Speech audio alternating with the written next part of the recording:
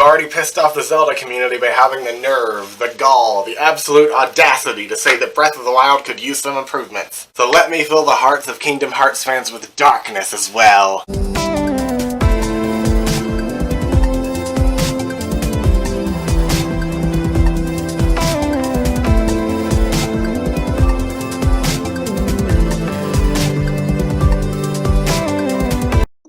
So Kingdom Hearts has always been incredibly special to me. Disney movies have always been one of my obsessions, and I've always loved escaping into the worlds of video games, so this series was destined to become one of my favorites. It's no secret that I wasn't a big fan of Kingdom Hearts 3, but my disappointment in it hasn't diminished my love for the rest of the series. And that love, in no small part, was fueled by my burgeoning sexuality in high school and the bubbling romantic feelings I had for a male friend of mine. Feelings I thought I saw reflected in the relationship between Sora and Riku. And at the time I was convinced. This spiky-haired goofball and this emo edgelord were madly in love with one another, only too afraid to admit it, both to themselves and to each other. I mean, just look at this.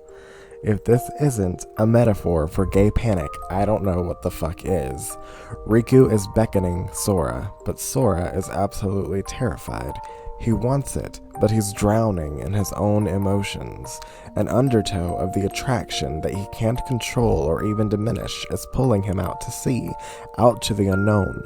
But despite all that fear, that trepidation, all he wants is to take his beloved Riku's hand and swim away with him to somewhere they can be alone, somewhere they can be safe, somewhere they can finally be together.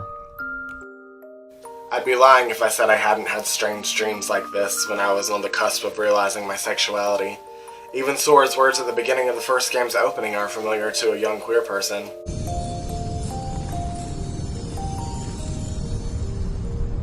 I've been having these weird thoughts lately.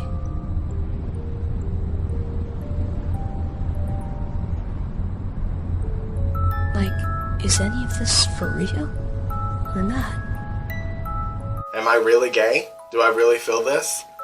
Why does this boy, my friend, have such an effect on me, whereas others do not? Speaking of, let's talk about Kairi.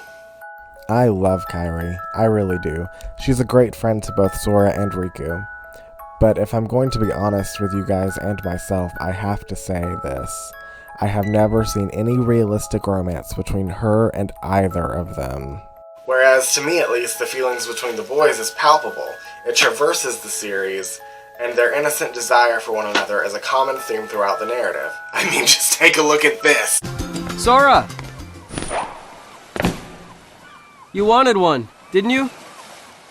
A Palpu fruit? If two people share one, their destinies become intertwined. They'll remain a part of each other's lives, no matter what. Come on, I know you want to try it. What are you talking?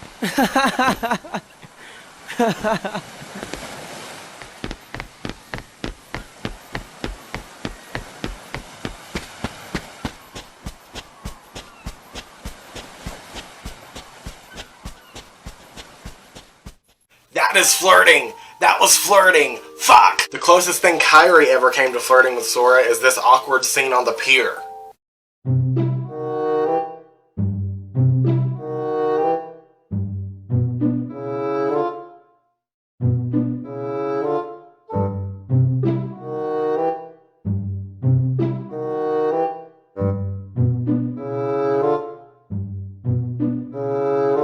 When they're alone, their conversations are filled with awkward pauses and both of them just seem uncomfortable. Something I remember quite well while navigating social cues around girls my age in high school. Speaking of, whenever they're reunited at the end of Kingdom Hearts 2, they share the most awkward hug I've ever seen in any piece of media ever.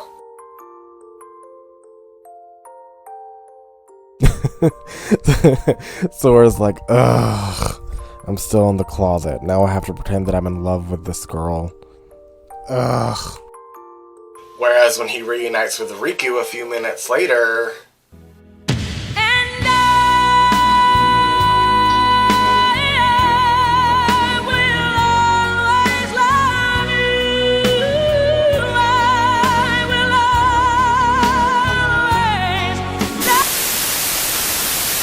Yeah, to me it's pretty fucking clear which team Sora plays on.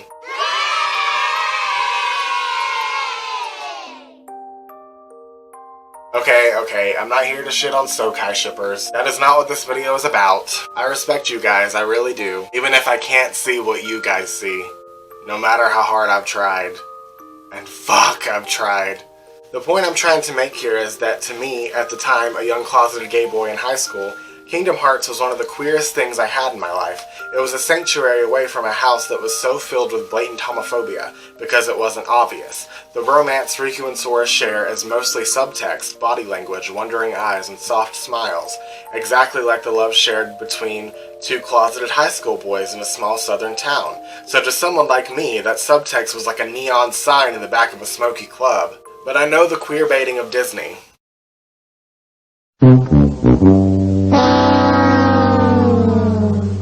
And the weird relationship Square Enix has with homosexuality. I'm a lesbian, she's a lesbian, we are lesbians, kissing in the rain, kissing in the rain. I'm a lesbian, she's a lesbian, we are lesbians, touch me there again, touch me there again. I just licked your tongue. Also, you can't tell me that someone at Square Enix isn't a gay man. Put it on no man, don't you wanna see these clothes on me? Put it on no man, I am anyone you want me to be. Put it on no man, don't you wanna see these clothes on me? Put it on no man, I am anyone you want me to be. There's a whole lot of fabulous going on. It's like the entirety of their catalog is closeted. As a teenager, I appreciated the ambiguity of it all, because I didn't have the luxury, the privilege of freely enjoying openly gay media. But now as an adult, I just find it all annoying. Number one, because I'm tired of trying to find representation between the lines. I'm tired of my people being a secret and family-oriented media. I'm tired of being treated like the world's dirty little secret. And number two, because the kids deserve better at this point. There are teenagers in high school now that deserve to see a gay relationship in their favorite video game. As main characters, damn it. We as a people have been so starved for stories that we are literally forced to search for these breadcrumbs the creators leave behind. And when we find them, we're so excited that we cheer over them, and we get attacked for it by true fans who tell us that we ruined their childhoods. Whereas those same true fans get full course meals on a silver platter in every piece of media ever. So the next time you want to bully someone for shipping Riku, or Swan Queen, or Destiel, keep this in mind. We wouldn't have to if our stories were being told. I've replayed the entire Kingdom Hearts series again so I could have this question fresh in my mind. Sora and Riku and the romance between them. Was it queerbaiting? Or was it just my own wishful thinking? And honestly, I don't know if I'm any closer to answering that question than I was when I was 15 years old. Kingdom Hearts 3 and its subsequent DLC has come and gone. Melody of Memory has been released, and it looks like Square Enix is setting up an entire new storyline now that the Dark Seeker saga is over and done with. And yet we still have no confirmation whether Sora loved Riku or Kairi. I know a lot of you are waiting for Sora and Kairi to kiss with bated breath, but I'm afraid that my love for the series will die that day. I'm not saying that I need Sora and Riku to be together in order to continue enjoying the series. On the contrary, the boys could have made out on screen in Kingdom Hearts 3 and I still would have given it a poor score. I'm just dreading the day one of my favorite couples in fictional history is confirmed to have never been a couple at all. And again, that's because I saw myself in Sora. I saw my high school crush in Riku. I even had dared hope for the sight of our first kiss mirrored in these video game characters as well. My heart was swollen with excitement over thoughts of seeing their first arguments as a couple, their romance reflected in those of Jack and Sally, Ariel and Eric, Hercules and Megara. I felt butterflies upon imagining how close they would grow as they ventured through these Disney worlds hand in hand. But when it came down to that, the writers chickened out and shoehorned Kairi into some of these scenes instead.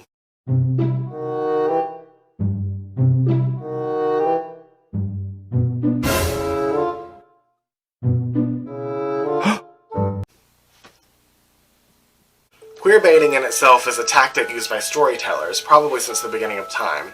It isn't necessarily bad, but at its worst it's destructive.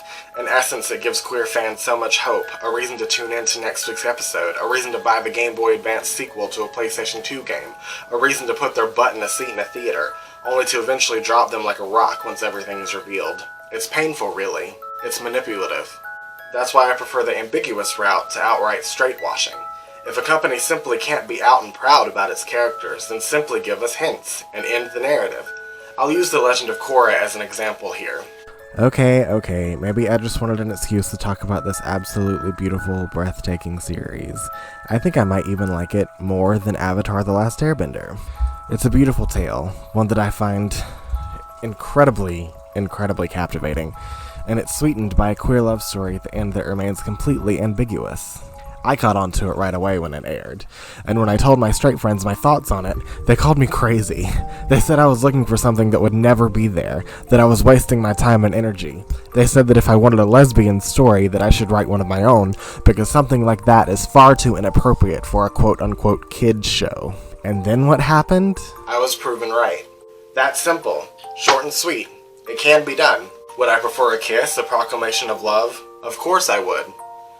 I would want nothing more than any straight pairing gets in any piece of media ever, but there's a lot of homophobia out there still, and I completely understand the need to keep things ambiguous, even if losing a bit of money is less troublesome than gay and trans kids losing their lives upon coming out. I had a similar experience at the end of Kingdom Hearts 2. The difference being that the Kingdom Hearts series continued after this. More and more games came out, some giving me bits and pieces of the Soriku that I so craved, while others gave me new characters to fall in love with, like Shion. But the longer a series goes on, as we all know, the bigger the risk of fan disappointment. And well, we all know how I feel about Kingdom Hearts 3. In my opinion, making Kairi Sora's best friend is fun and unique.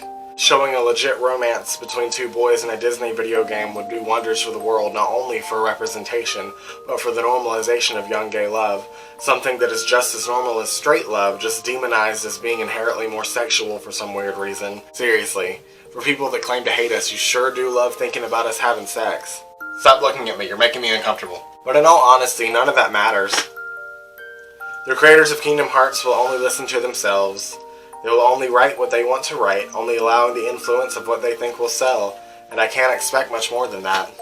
This is the biggest reason why I write novels. I don't see my world, my life represented in any media, from video games to cinema.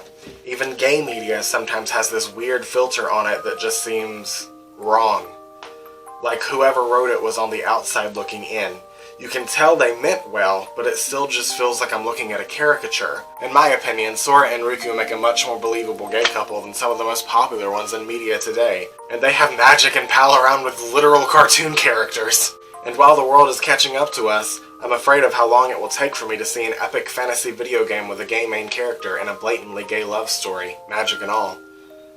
I know we have games like Dragon Age where you can choose that as an option, but I want, and we need, a canonically gay protagonist in a family-friendly fantasy story falling in love with another boy in a mainstream AAA video game that otherwise has nothing to do with homophobia or murder or abuse or trauma or any other real-world struggle that is all too familiar to the queer experience. And it will happen eventually, I'm sure of it. But I might not even be alive by the time that it does. That's something I think about a lot, and it deeply depresses me. So, in the meantime, I'm going to continue writing, and hopefully one day a young gay person will find one of my books and be delighted that the love shared between two men or two women is not hidden between the lines, but rather it is out there in the open for the entire world to see. Thank you guys so much for watching this video. Hopefully it did not piss any of you Sokai shippers off too badly, but if it did, feel free to say Sora and Kairi forever in the comments. But if you did like this video, please like and subscribe. But honestly, I appreciate just you guys watching it and listening to me, as I haven't had much of that in my life. So from the bottom of my heart, thank you guys. Seriously. I love you, and I'll see you next time. Bye bye.